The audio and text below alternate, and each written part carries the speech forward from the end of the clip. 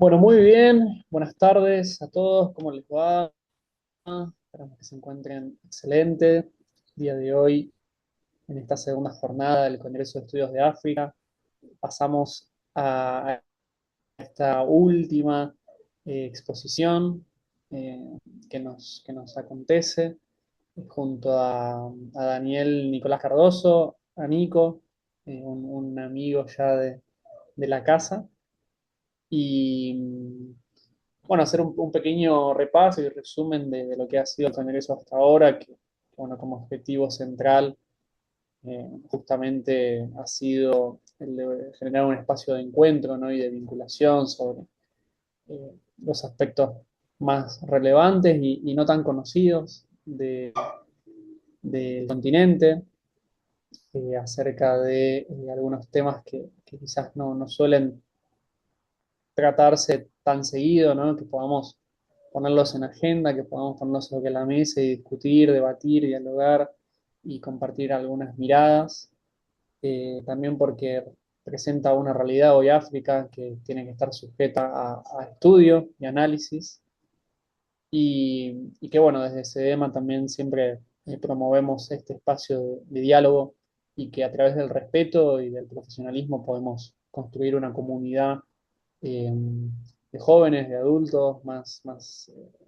pacífica, más seria, eh, más también más empática, ¿no? Al poder sentarnos y escuchar y poder después preguntar, debatir, criticar, ¿por qué no? Porque no siempre hay que estar de acuerdo, pero siempre desde una mirada, desde el respeto, y creo que estamos cumpliendo esa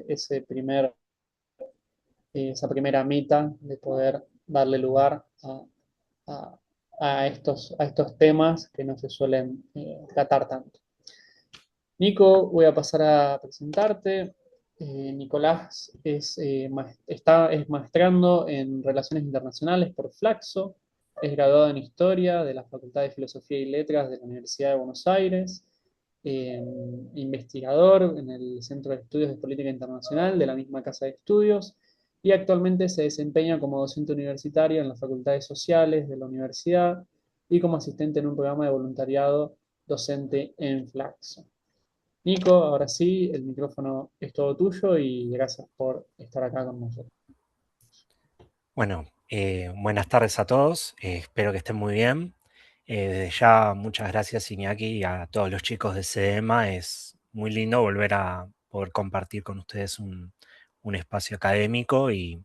también por todo el compromiso que tienen con la difusión del continente africano, que me parece que es una realidad muy importante en la cual desde Argentina y también el resto de Latinoamérica deberíamos empezar a recuperar puentes que lamentablemente en las últimas décadas fueron cerrándose. Les comento brevemente, mi ponencia consiste básicamente en un análisis en las relaciones diplomáticas entre Rhodesia del Sur y el Reino Unido de Gran Bretaña. Básicamente es un extracto de lo que es mi tesis, por eso analizo la temporalidad entre 1945 y 1965. El año 1945 lo tomé como punto de referencia bisagra, debido a que, fruto de la creación, bueno, de las Naciones Unidas, se puede empezar a entender, por así decirlo, temporalmente, como una transición muy importante dentro del sistema internacional. Es decir, podemos hallar ahí las raíces en un plano más institucional de lo que sería la transición hacia un modelo internacional del sistema, más hacia la poscolonización o descolonización bueno, de las diferentes naciones de los continentes asiáticos, del continente asiático y del continente africano. Sin embargo, me parece que es muy importante hacerles un breve recordatorio, no quiero poner tanto énfasis, pero me parece que es muy importante retomarlo para que tenga sentido lo que voy a exponer a continuación. Como bien saben, Rhodesia del Sur fue una colonia del Reino Unido que principalmente fue fundada por un grupo, por así decirlo, empresarios mineros dirigidos por Cecil Rhodes, que básicamente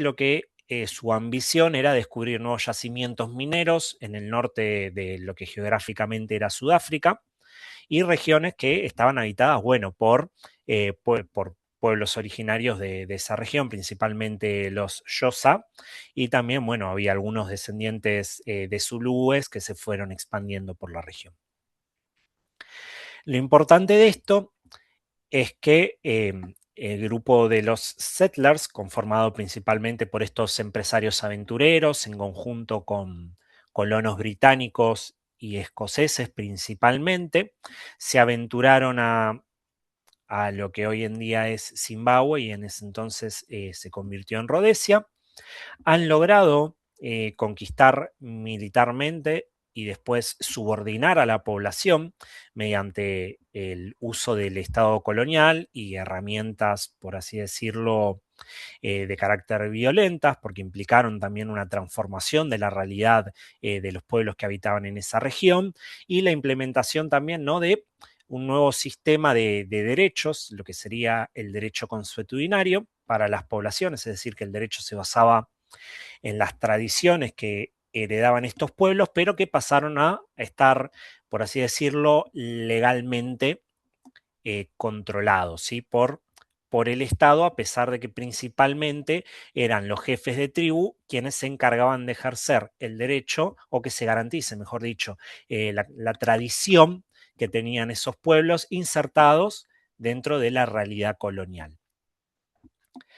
Ahora bien, a raíz de este modelo de ciudadanía dual o bifurcada, como lo describe así Mamhum Mandani, que pueden conocerle o les puede sonar el apellido porque es justamente el padre del actual alcalde de New York. Mandani lo que plantea es que este sistema, que sucedió principalmente en todo el África que fue colonia británica, implicó una ciudadanía para la población settler, es decir, estos colonos y descendientes de colonos que se formaron como ciudadanos que operaban en un estado de derecho, y por otra parte una segunda ciudadanía que eran estas poblaciones africanas nativas que respondían a un derecho más consuetudinario o tradicional. Ahora bien, como se deben de imaginar, el sostenimiento del Estado colonial no fue solo por la propia obra de los colonos, sino que ha recibido un fuerte apoyo del Reino Unido, ¿sí?, en el establecimiento de este proyecto civilizatorio, ¿sí? Los colonos, básicamente, por lo que adjudican algunas fuentes, principalmente Ian Smith, que es una persona que les voy a nombrar con mayor detalle más adelante, adjudican que ellos fueron a colonizar y asentarse en una región con la esperanza de enriquecerse, de acumular riquezas y de progresar ellos como sujetos dentro de su realidad, es decir, ascender socialmente. Y a través de un modelo social y un modelo político más que cuestionable, han logrado durante la época del Estado colonial los settlers un ascenso social, un ascenso político, un ascenso económico. No obstante, este modelo fue bastante polémico porque justamente implicó fuertes procesos de expropiación de tierras, y, implicó también un fuerte proceso de explotación laboral por parte de la población nativa, implicó también, bueno, fuertes represiones, hubo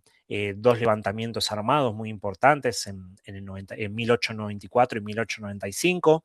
por parte de los Xhosa, pero bueno, estos levantamientos han resultado fallidos y esto implicó, bueno, que la población nativa tenga que aceptar el régimen colonial, no de forma completamente voluntaria, pero entendiendo de que no se podía cambiar esa realidad. Lo importante de todo esto, para entenderlo más en relación con lo que es nuestra disciplina, ¿no?, las relaciones internacionales, es que este periodo que abarca de la fundación del establecimiento, perdón, del Estado colonial en Rhodesia de 1893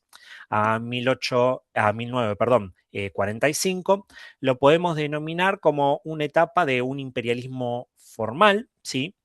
Porque hay una unión o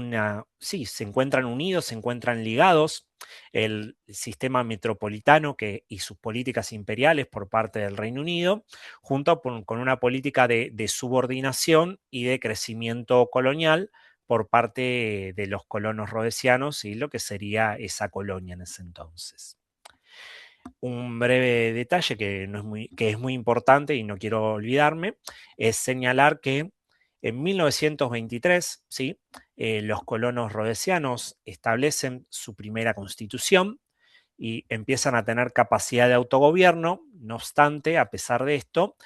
continúan con una relación colonial con el Reino Unido. Hecho esta breve introducción, me gustaría también comentarles, ¿no? Para que queden claro cuál es la relación que tiene un estudio histórico, ¿no? Con la disciplina de las relaciones internacionales. Es el hecho de que, bueno, mi tesis básicamente busca discutir o polemizar, por un lado, desde una posición más poscolonial y más descolonial, al enfatizar en cómo la propia diplomacia fue construida como disciplina en clave occidental y como muchas veces el personal diplomático y los analistas caen, ¿no?, en estas lentes occidentales de entender los procesos de negociación desde una lógica racionalizada propia del pensamiento occidental más ligado a una cuestión netamente pragmática. Y yo lo que problematizo o polemizo con este caso es enfatizar en cómo los miembros de una colonia eh, han logrado construir una identidad basada en un modelo de explotación colonial, consensuado y aceptado por una metrópoli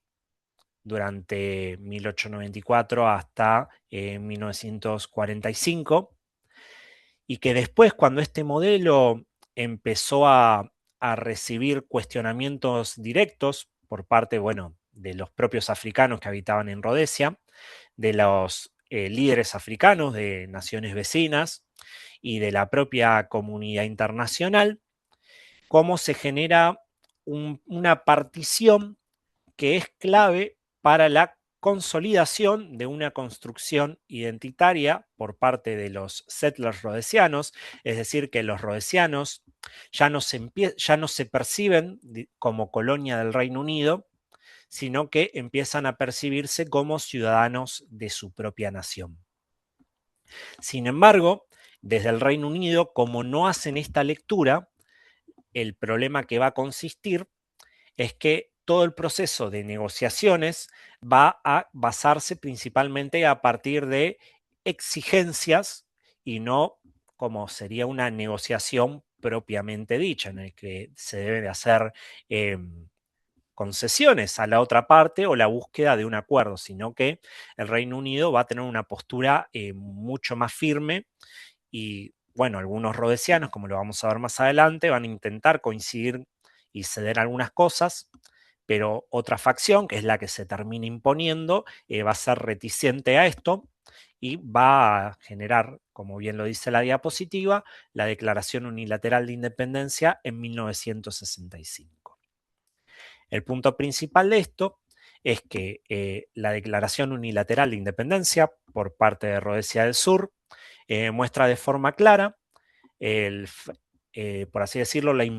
incompatibilidad de dos identidades que no podían establecer una negociación fructífera, que esta imposibilidad de negociar se debía a que identitariamente y racionalmente también sus intereses eran inconciliables e incompatibles, y por lo tanto la puerta que me interesa abrir a debate con mi trabajo es decir, bueno, cómo podemos empezar a construir o a trabajar la diplomacia desde una perspectiva que tenga más en cuenta los aspectos identitarios de las múltiples naciones y de los múltiples pueblos, porque también hay muchos pueblos que no están representados por un Estado-nación, y cómo, bueno, las identidades nacionales o estos pueblos deben de ser tenidos en cuenta desde una dimensión identitaria emocional y no solo en clave racional, como lo pueden proponer algunas corrientes más tradicionales del pensamiento occidental en materia diplomática.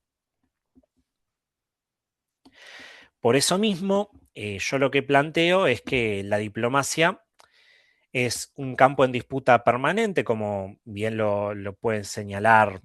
Foucault, y como también los occidentales han logrado establecer una hegemonía gracias a los procesos de colonización por un lado y a la concentración de poder, como lo plantea bastante bien en ese sentido la teoría realista. Es un tema de, bueno,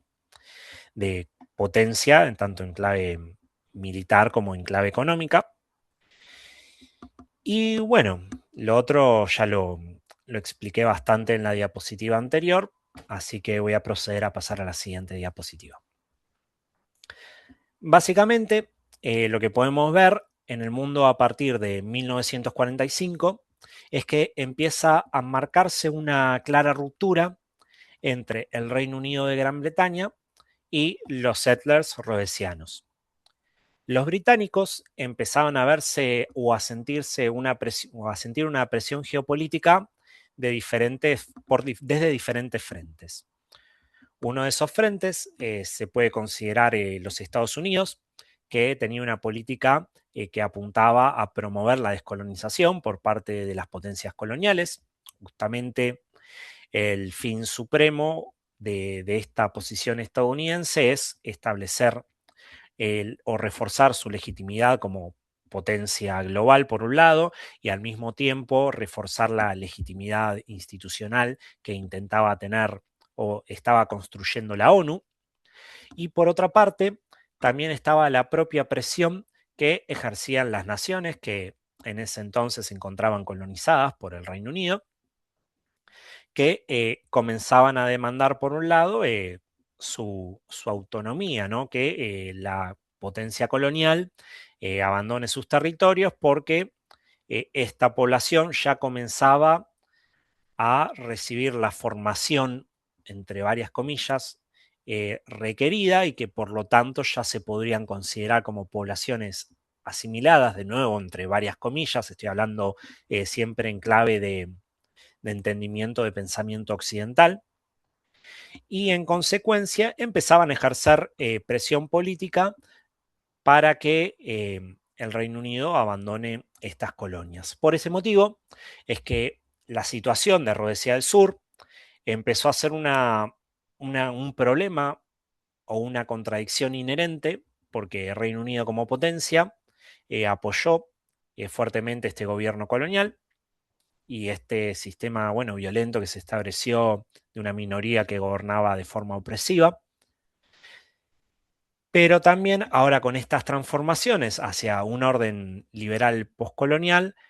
el Reino Unido debía de intentar garantizar la conformidad de muchas naciones africanas y de los Estados Unidos. Por eso se veía en una posición de tener que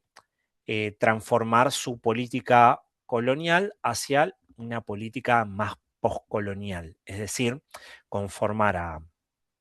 Sí,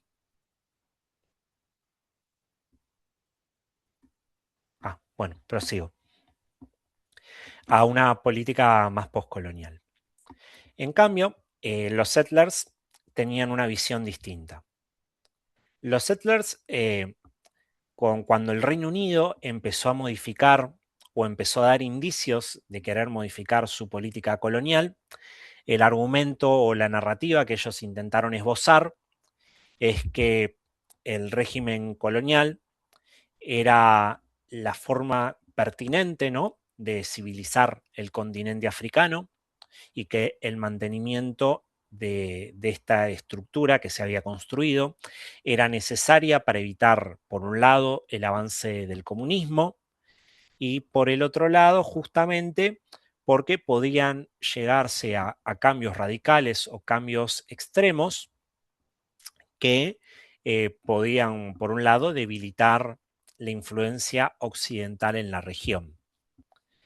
Esto fue el argumento más pragmático que utilizaron los settlers rhodesianos con el fin de intentar persuadir al Reino Unido o a los Estados Unidos o a las naciones occidentales, apelando al temor hacia la Unión Soviética y al comunismo. Pero en esencia o sustancialmente, lo que podemos entender, o al menos a la conclusión que yo llego en mi trabajo, es que la realidad es que los settlers lograron de forma muy cuestionable un crecimiento social, un crecimiento económico y construyeron en una territorialidad específica una nueva realidad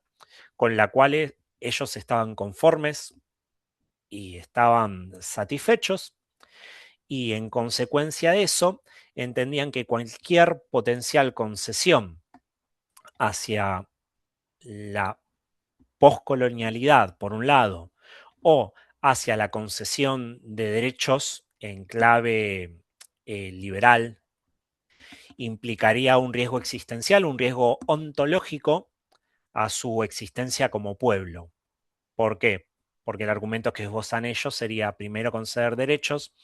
después, como son población mayoritaria, van a controlar el Estado, y como van a controlar el Estado, van a hacer transformaciones o van a atentar contra nosotros como pueblo, y en consecuencia de ello, eh, nos vamos a ver en peligro como nación y como pueblo. Por lo tanto, lo que ellos plantean en términos de una autora norteamericana de apellidada Mitzler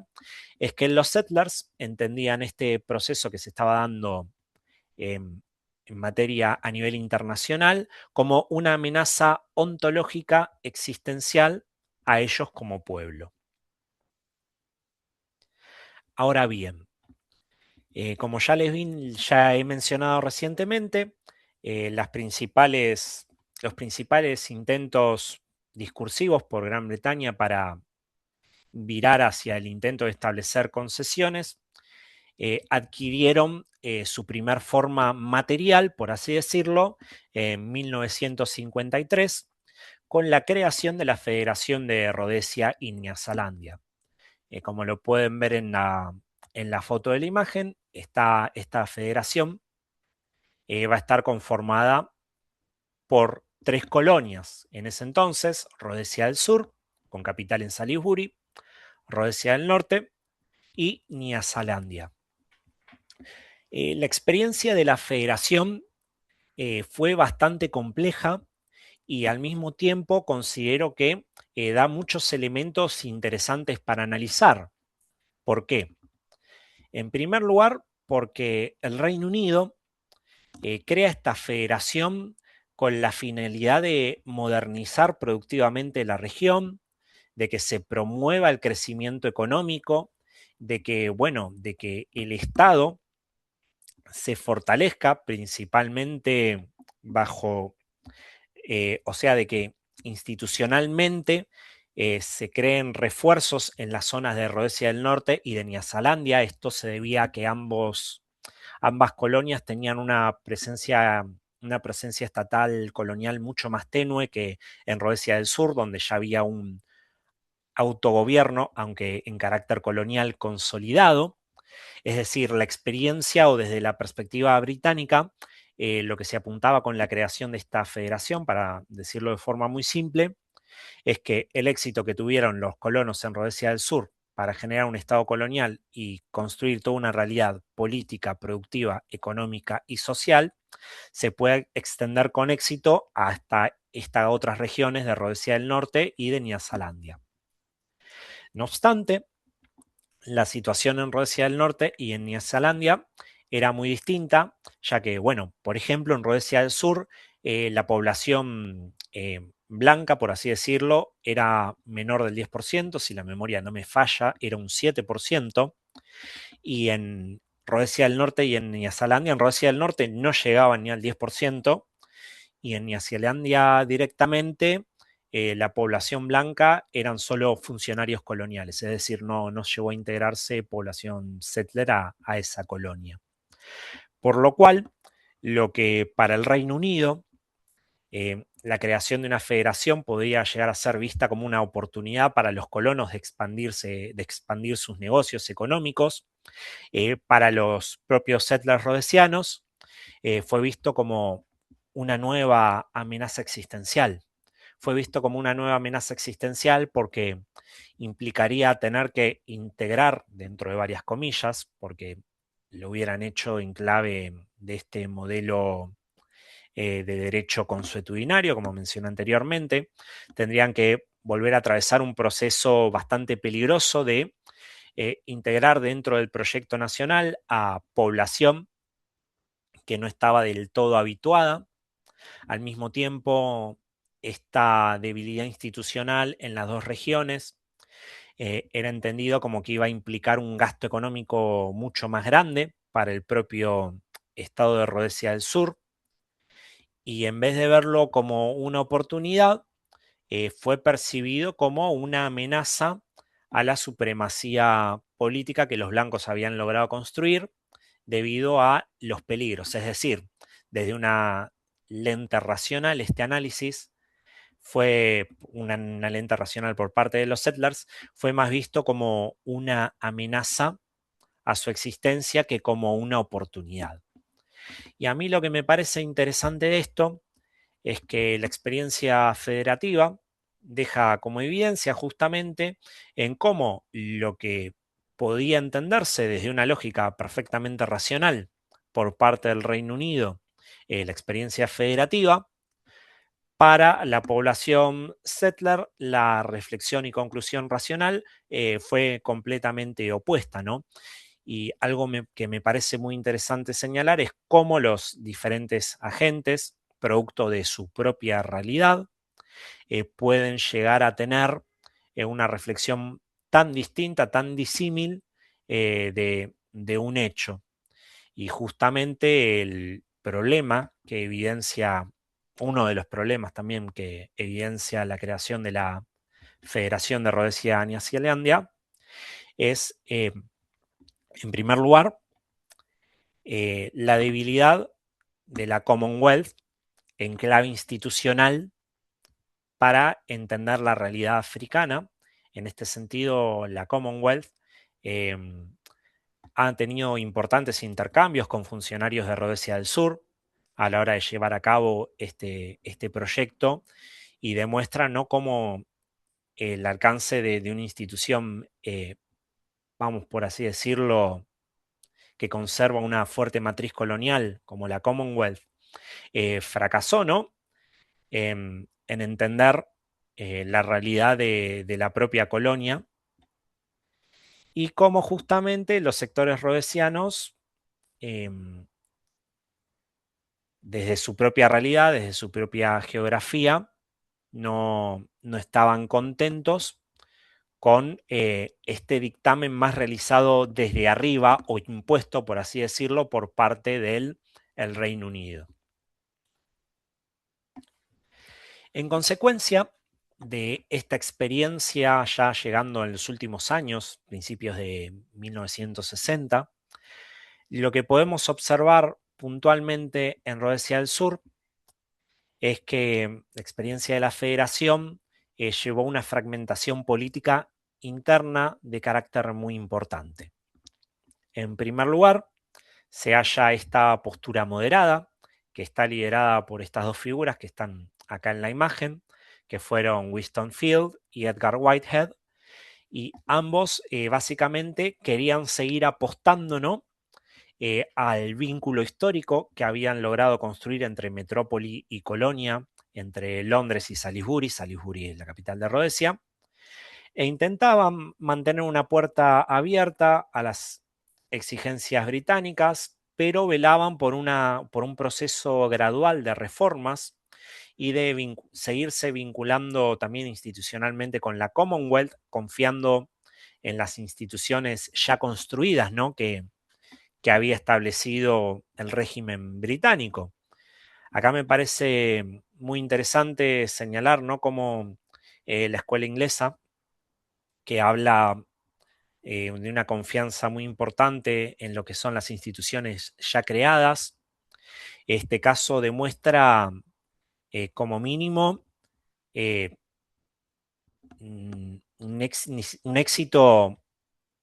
no lo podría calificar como un éxito, sería como un fracaso, porque si bien ha logrado algunos adeptos, por ejemplo, estas figuras que se encuentran dentro de la postura moderada, fue un fracaso porque mayoritariamente el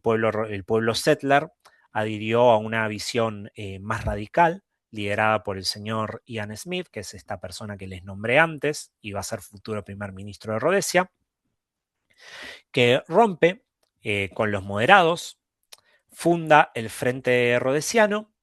y entiende, bueno, es imposible realizar concesiones graduales porque pone en riesgo todo el sistema político, social e identitario que se fueron construyendo, ¿no?, a lo largo de las décadas del régimen colonial.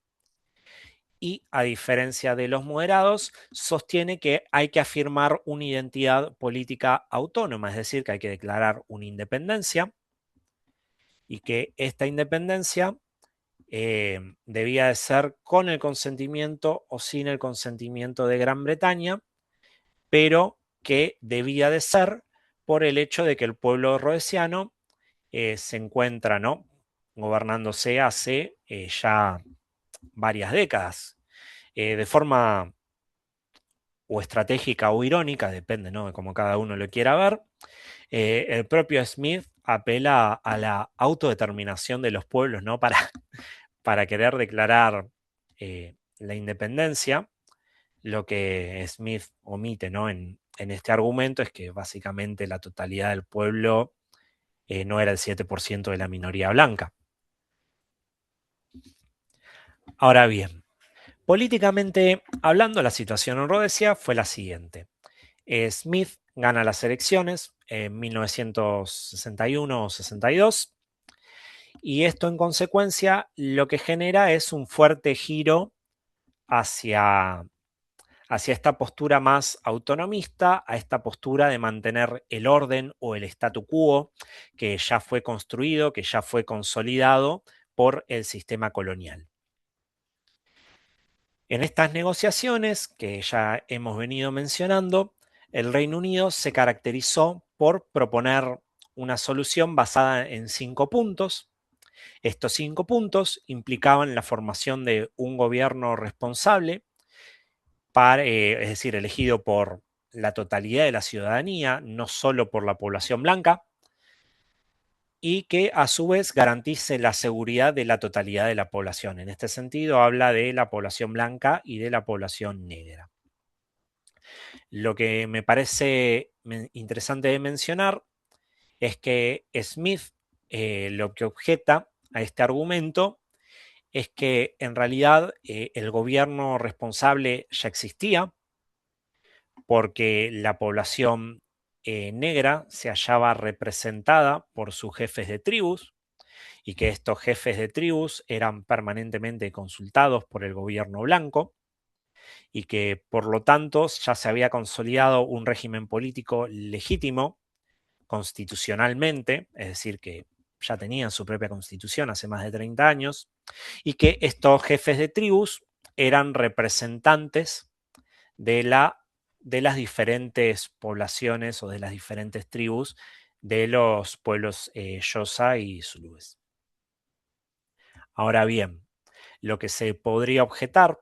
a este argumento que presentó Smith es, irónicamente, desde una perspectiva más occidental liberal,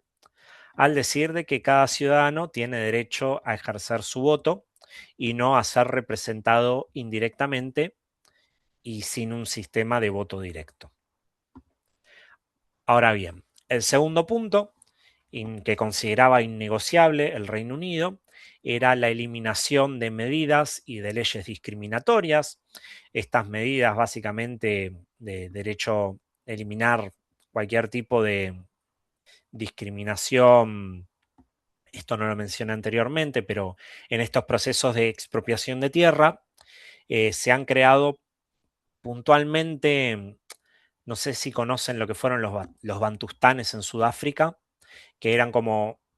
territorios que se asignaron a poblaciones negras y que la población negra solo podía habitar allí y para circular por otros lugares debían de poseer un permiso de discriminación, de circulación, perdón. Básicamente en Rhodesia, si bien no existieron bantustanes propiamente dichos, eh, operó una dinámica similar, es decir, la formación o se asentaron a diferentes tribus en diferentes lugares del territorio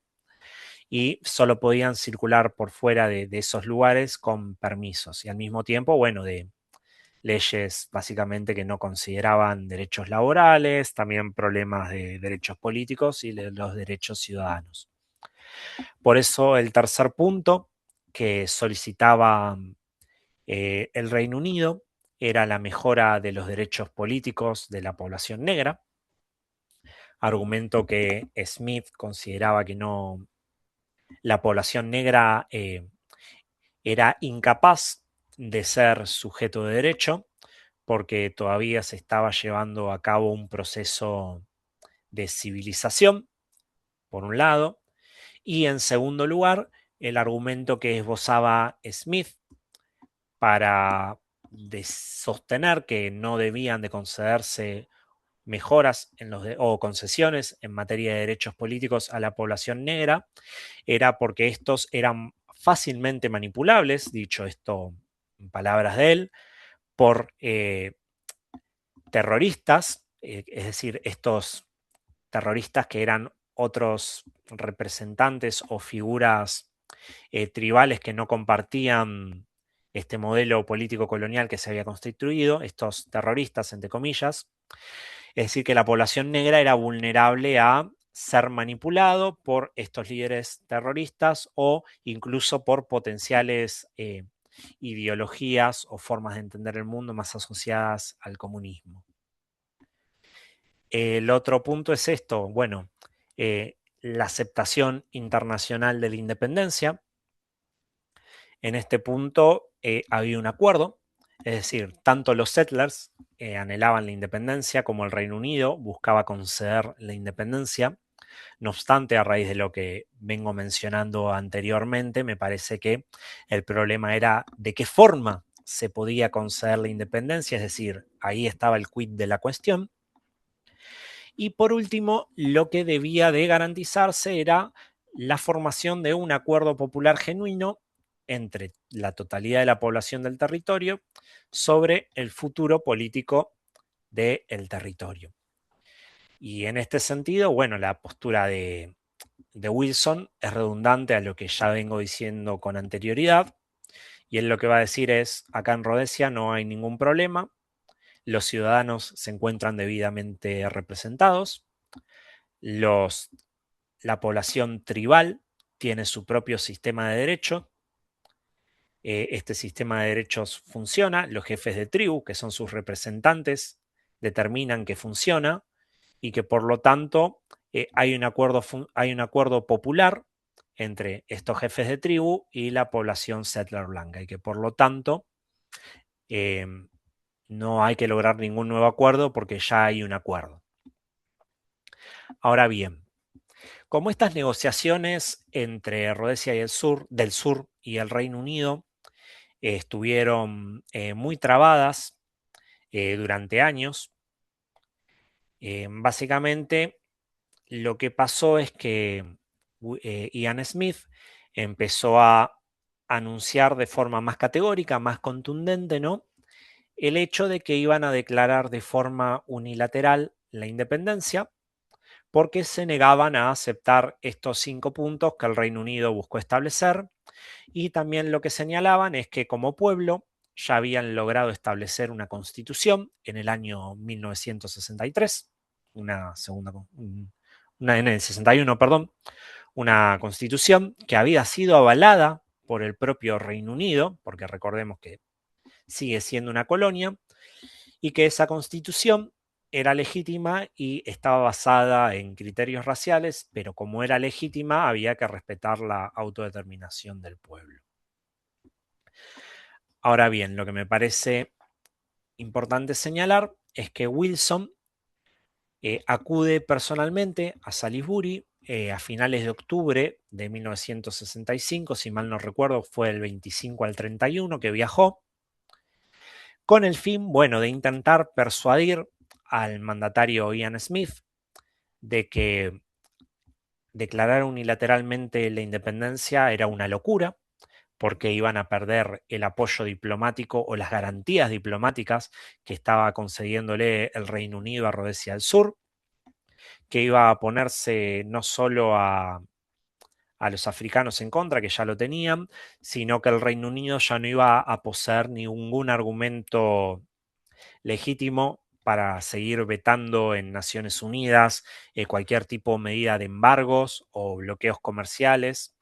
a Rhodesia del Sur, y que básicamente, dicho de forma muy sencilla, declarar la independencia de forma unilateral implicaría un suicidio económico y un suicidio político que debería de evitarse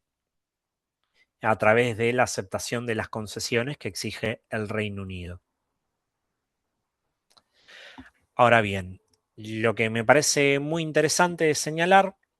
es que a pesar de estos argumentos que la verdad, visto desde el día de hoy, eh, fueron bastante coherentes, bastante pertinentes por parte del Reino Unido, y Rhodesia del Sur entendía y aceptaba también que estos argumentos eran pertinentes y eran válidos. La pregunta inevitable para hacerse es ¿por qué eligieron correr no este riesgo de,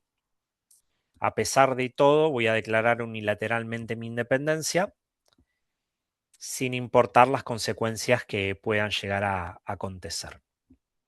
Como bien vemos, la Declaración Unilateral de Independencia se realizó el 11 de noviembre de 1965. Lo curioso, o un detalle pertinente a señalar, me parece interesante, es el hecho de que Rhodesia del Sur seguía declarándose fiel y leal hacia la corona, y lo que argumentaban es que los rhodesianos no cambiaron, ellos seguían siendo británicos e incluso que eran más británicos que los propios británicos. Y lo que buscaba decir Smith con esto es que los propios ingleses traicionaron a sus valores históricos por cuestiones geopolíticas, y que la continuidad, lealtad, la continuidad de un proyecto nacional en Rhodesia del Sur implicaba la preservación, perdón, de estos valores coloniales. Es decir, cómo geográficamente, territorialmente, un pueblo, a través de un Estado y su control territorial, buscó mantener unos valores y un tiempo histórico, el tiempo de un imperialismo clásico, un colonialismo clásico, en un mundo, ¿no?, que ya estaba orientándose hacia la poscolonialidad. Y esto básicamente lo hicieron por el hecho de que realizar cualquier tipo de concesión implicaría poner fin a lo que ellos eran como pueblo. Y si ellos dejaban o transformaban lo que ya estaba establecido, a pesar de los buenos argumentos que ejerció el Reino Unido, esto implicaría que los rhodesianos dejen de ser rhodesianos. Y la propuesta de Smith, que aceptó el pueblo rhodesiano, ¿no?, porque el Frente Rhodesiano fue reelecto en varias ocasiones, es que, bueno, nosotros aceptamos y elegimos ser rhodesianos a pesar de todos los problemas geopolíticos que vamos a tener que enfrentar, a pesar de todas las oposiciones que vamos a tener que enfrentar, y a pesar, ¿no?, de todos las cuestiones internas, porque ellos en paralelo se estaban enfrentando a guerrillas, ¿no?, y a grupos anticoloniales dentro de la propia nación. Y me parece, bueno, súper interesante cómo, a pesar de toda esta aceptación racional de la realidad geopolítica y económica y de todos los problemas que iban a tener, como ellos decidieron, bueno, nosotros identitariamente somos esto y queremos preservar esto que somos a pesar de tener todo en contra. Y esa situación fue lo que los propios británicos nunca pudieron, por así decirlo, o no sé si entender, o no sé si aceptar, o qué fue lo que pasó, pero justamente por eso la categoría que esbocé para intentar entender cómo desde el Reino Unido y desde las instituciones, ¿no? Como la Commonwealth, se fracasó al comprender esta cuestión identitaria del pueblo settler, es que se me ocurrió la categoría de ilusión imperial. ¿Y a qué me refiero con esta idea de ilusión imperial? Me refiero a que Londres llevó adelante este proceso de negociación y este proceso de descolonización, actuando o pensando o entendiéndose a sí mismo como hegemón y que, producto de los lazos históricos, producto de la potencia económica, del poderío económico, perdón, del poderío militar y de las capacidades de persuasión que ellos podían tener sobre los settlers, estos iban a terminar cediendo ante la posición británica. Como esto no fue así, y bueno, la propia declaración unilateral lo demuestra, es que yo elijo hablar de ilusión. Otro segundo punto por el cual me parece muy interesante también hablar de ilusión imperial es que se esperaba que los colonos actuaran conformes o de acuerdo siguiendo una lógica pragmática occidental y que debido a que en el plano del pensamiento este pragmatismo iba a imponerse sobre cualquier tipo de cuestión identitaria y gracias a eso eh, el pragmatismo, el pragmatismo occidental, del liberal occidental,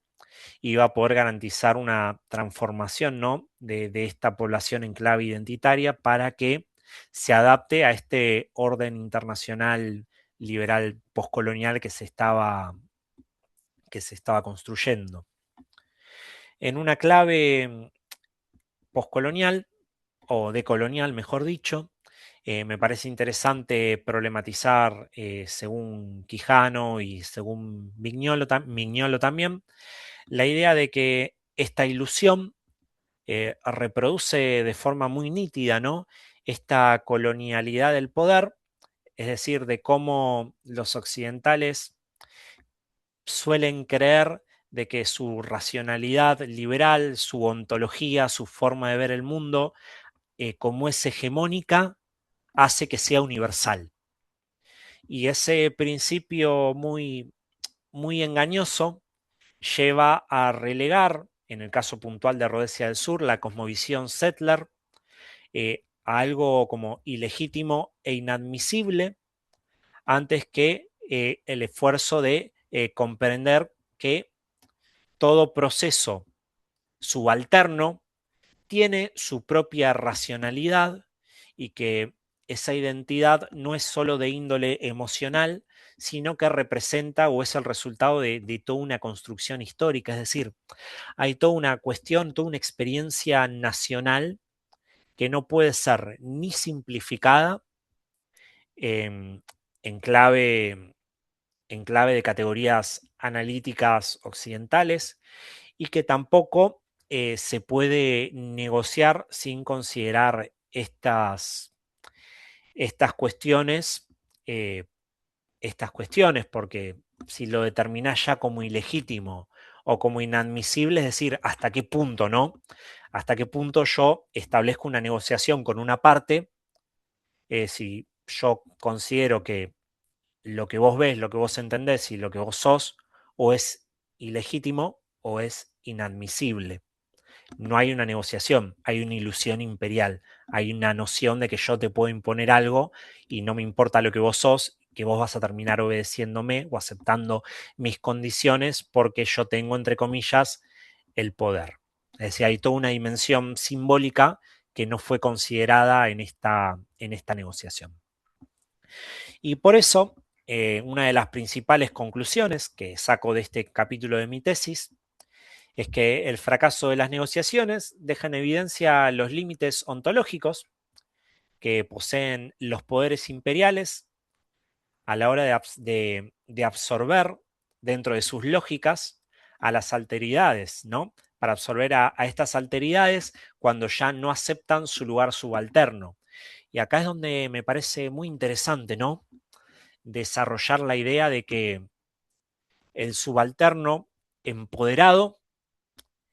es el mayor peligro que puede tener el sistema internacional, porque cuando un sector subalterno se empodera, no es que solo problematiza o analiza las categorías políticas y las formas, ¿no? En las cuales fue construido el mundo, sino que empieza a proponer alternativas. Y estas propuestas alternativas, sea de la índole que sean, porque en este caso era una alternativa conservadora, pero también se pueden proponer alternativas progresistas, es un gran peligro al statu quo y desde la diplomacia y también desde la ciencia de las relaciones internacionales, esto genera un problema y entiendo yo que deberíamos nosotros como investigadores, ¿no? Como profesionales de esta área, empezar a problematizarlo más y ver de estos campos de disputa, de estos procesos que se dan, hasta qué punto la alteridad, ¿no? Puede llegar a intentar imponer, por un lado imponer, o por otro lograr que se acepten estas nuevas realidades que quieren proyectar o garantizar dentro de sus fronteras en el sistema internacional. Y ahora ya entrando más, por así decirlo, a una crítica directa hacia lo que son las corrientes neoinstitucionalistas,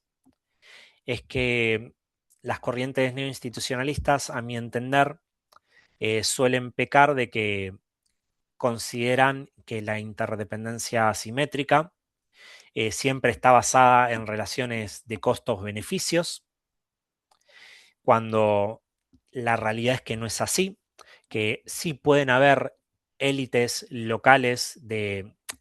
países dependientes o de naciones del tercer mundo, ¿no? Que acepten esta lógica de beneficio mutuo, de interdependencia, pero que también hay otros grupos sociales, otros grupos políticos que han atravesado o interpretado los procesos sociales e históricos que atravesaron en clave nacional con sus propios significados y con sus propias jerarquías, y que en muchos casos estas personas, estos grupos, se muestran reticentes a aceptar relaciones de interdependencia que pueden resultarles beneficiosas porque buscan aspirar a algo más o a algo distinto y quieren ser respetados en clave identitaria por ello. Un segundo punto que planteo es que en esta interdependencia, si no hay una aceptación total, es decir, nosotros como socios, cuando no hay una concepción del nosotros como socios en clave cooperativa, puede convertirse en una disputa ontológica entre estas dos partes, es decir, la parte subordinada, la parte más débil, puede entender que hay una amenaza o una forma de intimidar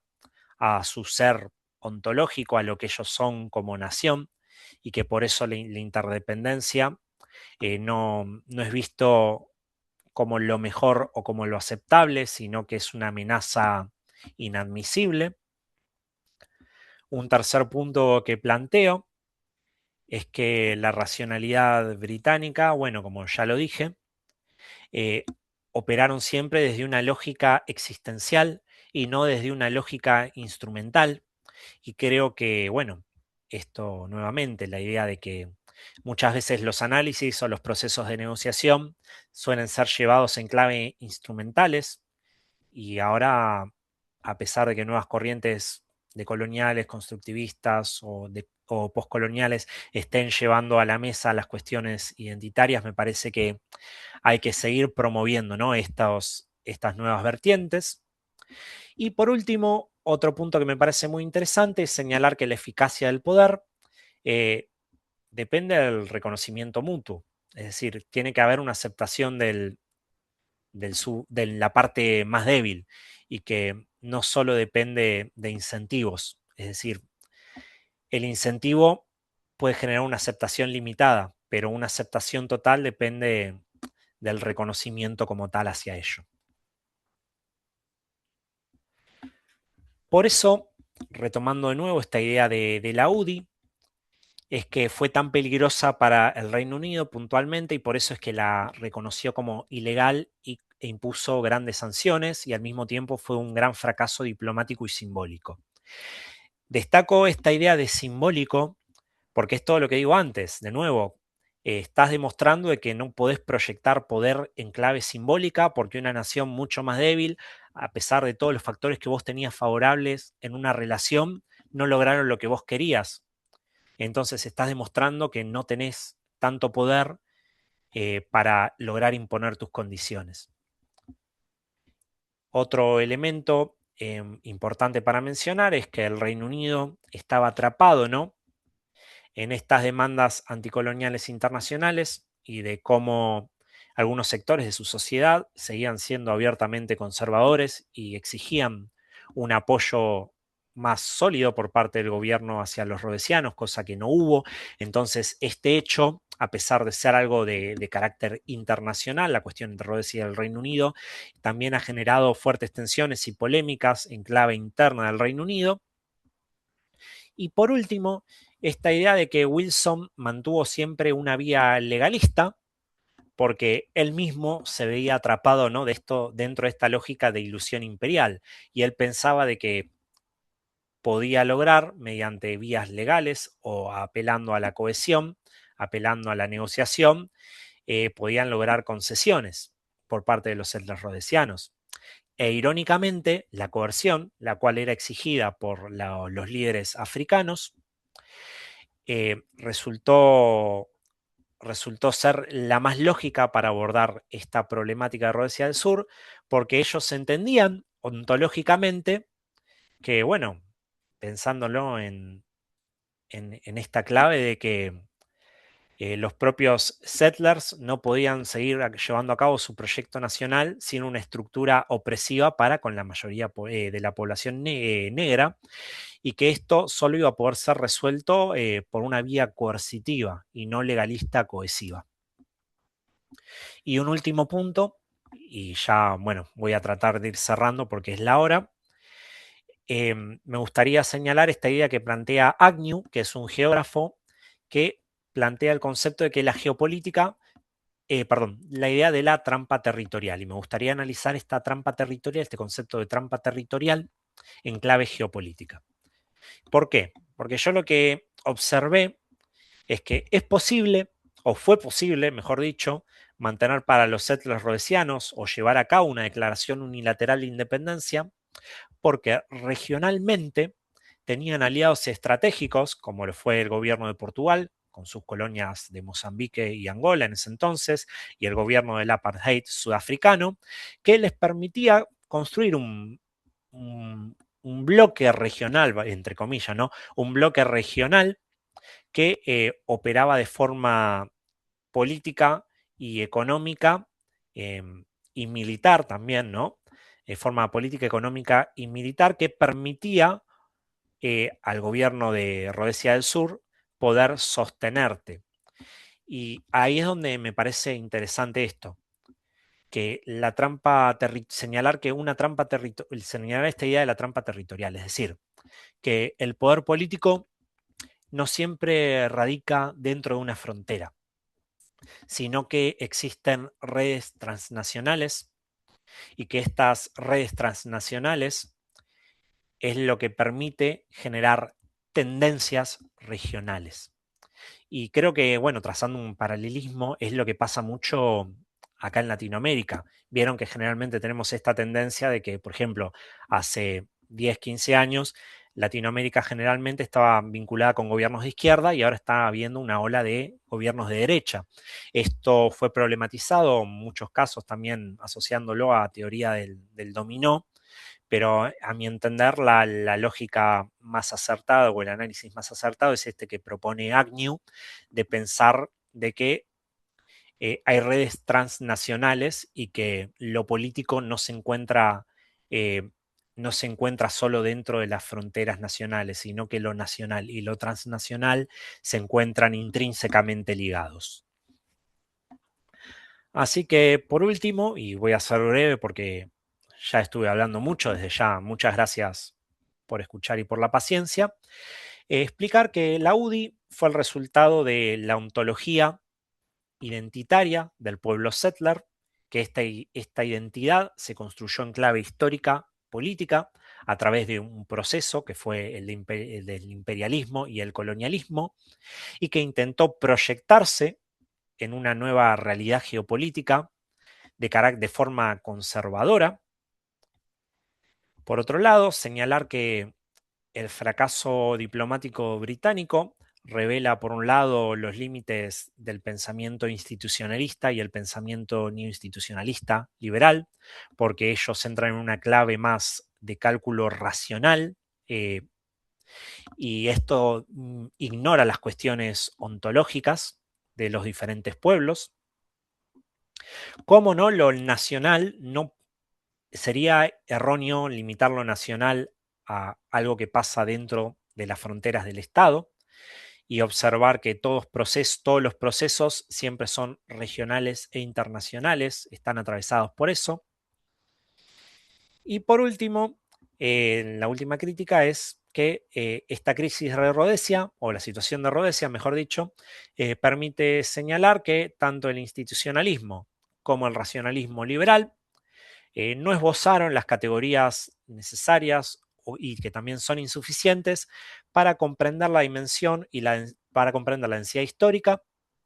e identitaria que posee el poder en el plano simbólico, y que por eso es muy importante, ¿no?, incorporar en clave académica y en clave diplomática los enfoques poscoloniales y decoloniales que suelen tener en consideración estos elementos que no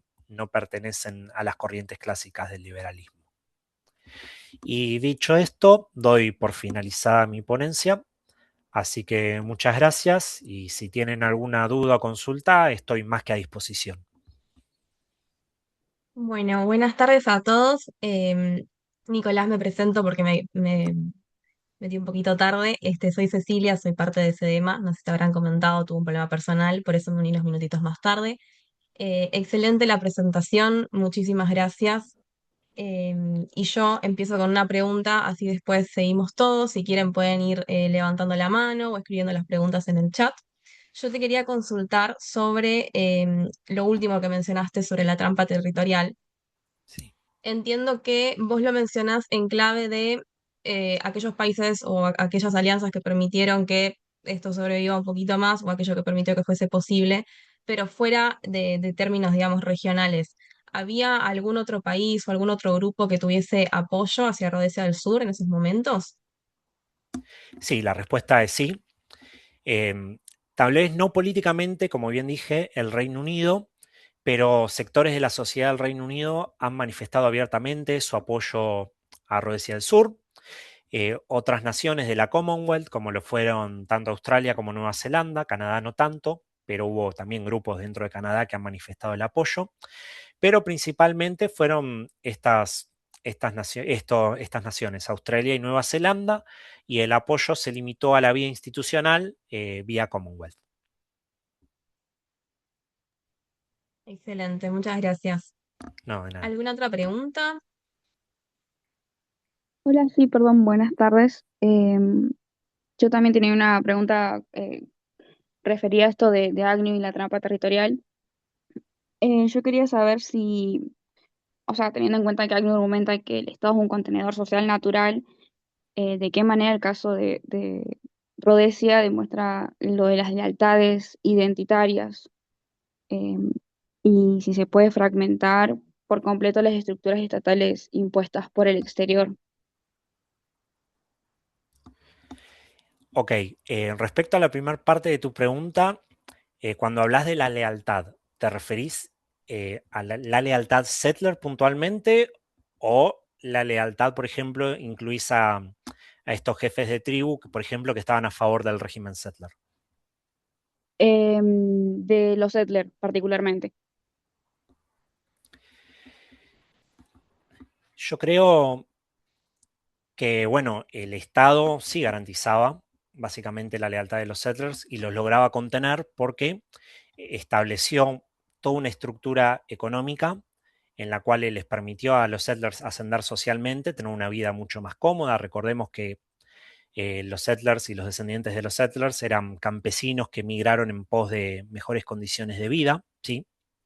Que a su vez el Estado colonial,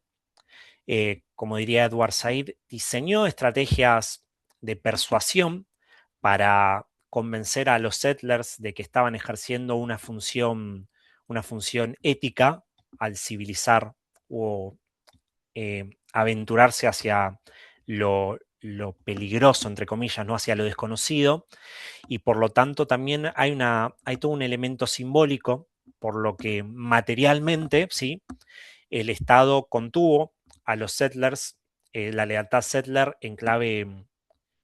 económica y en clave política, porque mejoró su condición de vida, mejoró también su participación política, vivían mejor, la verdad es esa, vivieron mejor, y en clave simbólica, porque los settlers consideraban que estaban cumpliendo con una misión nacional, es decir, ellos entendían que había un legado al cual honraban los descendientes de settlers, por ejemplo, Smith habla mucho de eso, y los primeros colonos entendían en clave simbólica que la función del control del Estado colonial era básicamente eso, había una dimensión ética, directamente ética. No sé si respondí bien tu pregunta. Sí, muchas gracias. No, de nada.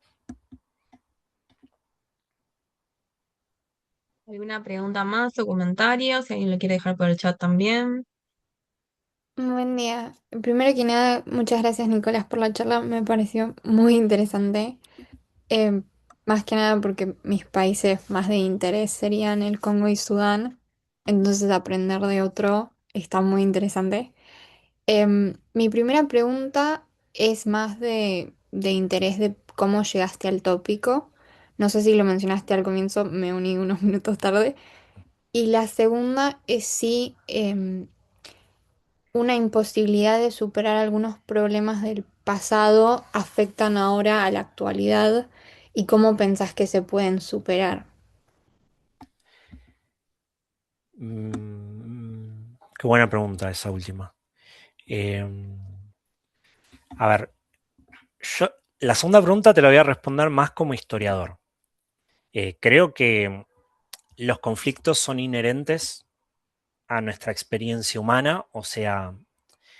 si buscas en la historia, vas a ver que las disputas que tenemos como sociedades, que tenemos como individuos, que tenemos como colectivos, que tenemos entre naciones, pueden cambiar en las formas,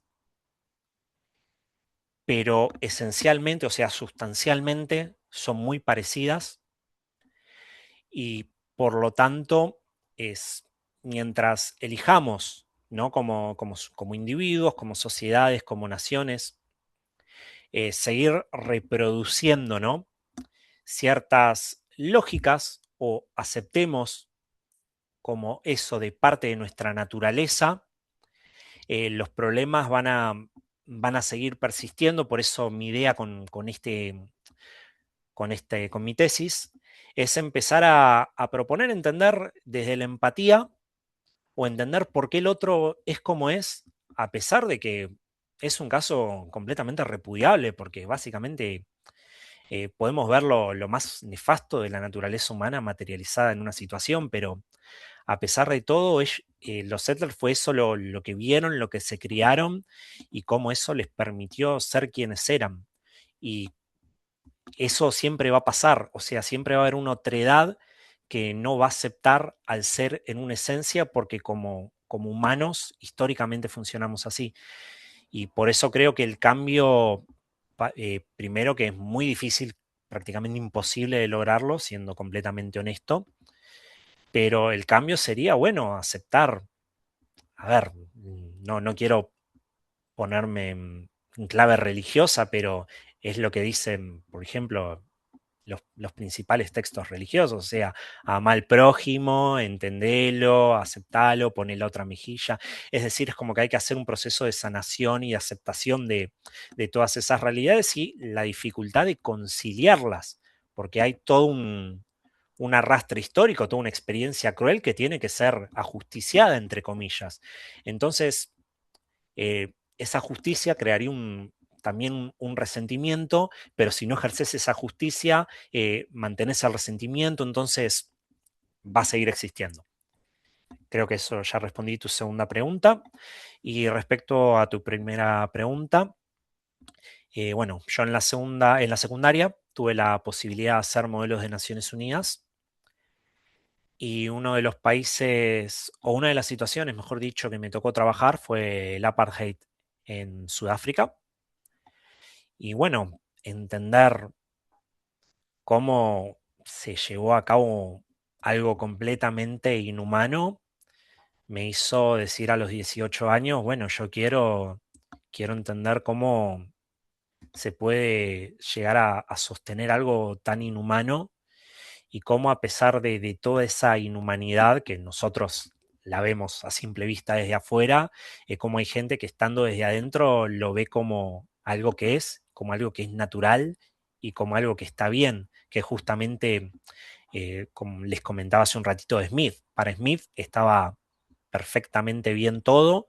porque la población negra tenía, según él, su derecho consuetudinario y eran las formas en las que ellos vivían.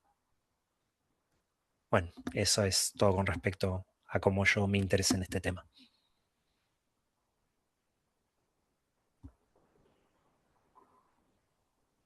Bien, después Iris consultaba por el chat si hay algún paper de tu autoría que se pueda llegar a compartir.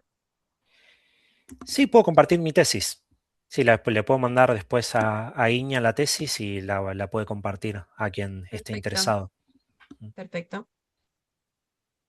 ¿Alguna otra preguntita, comentario?